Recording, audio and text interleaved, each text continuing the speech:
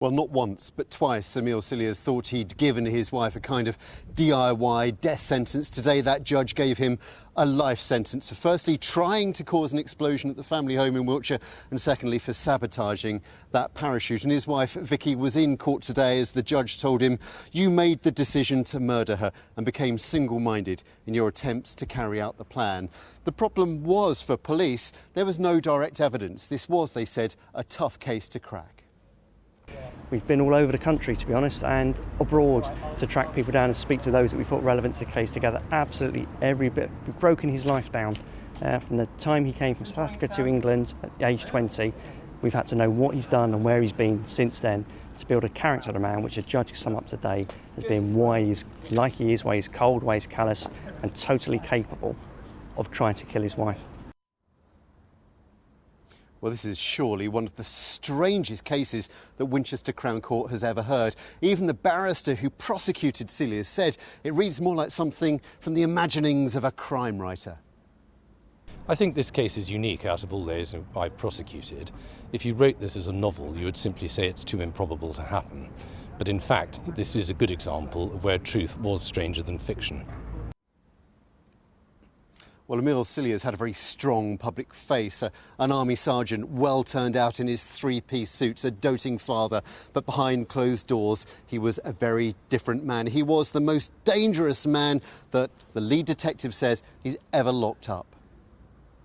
Cold, calculated and callous. This was a man who, on the surface, was a respected army sergeant, but actually when you get behind it, this was a man who did everything for self-gratification. He used people, he used his wife, he did what he wanted to do when he wanted to do it, and then moved on. How dangerous is Emile Cilliers?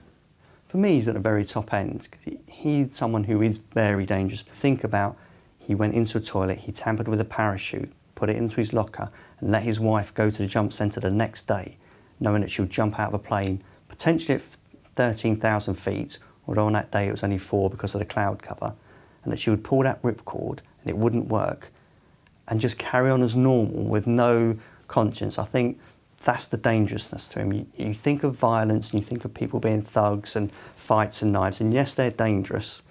This man was so cold and calculating with it. Gas leak, you know, the gas was turned on and he left the house at night to go and stay somewhere else, knowing that his wife and children were asleep throughout the whole night. Then the following day he sent a text of, "Have you put the stove on?" And that's why I put him as one of the very few most dangerous people I've come across in my career. When did you fully realise just the extent of what Emile Cilliers had done? This sort of investigation is difficult because there was nothing obvious. So you didn't have a witness, you didn't have an admission, you didn't have that one piece of evidence like, you know, a knife or a gun that put the case together and that's what happened. This was a circumstantial case, so you build up the whole picture of everything that happened. Parachutes do fail, gas leaks do happen, but happen within a week of each other. I've got a parachute that shouldn't have failed, I'm being told, and a gas leak of a house that was less than 2 years old at that point. So at that point, I'm thinking those coincidences don't happen. That really does warrant investigation. And at that point, it came to me, this was going to be in depth, it was going to be a long time. What kind of double life was Emile Cilliers living while married to Vicky? He had Vicky, he was seeing his ex-wife, he had a number of other women that he'd made friends with through various social sites that he was having relationships with, and on top of that he was also seeing sex workers.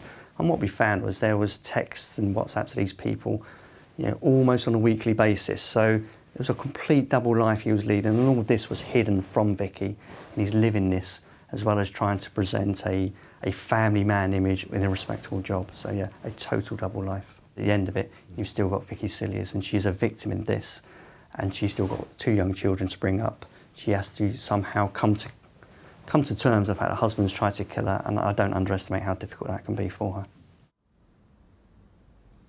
Well, Emile Cilliers loved his liberty. He frittered thousands of pounds on his impulses. He had relations with many women, no matter that he was married. He knows tonight he'll be in prison for at least 18 years. He won't taste freedom until at least 2036.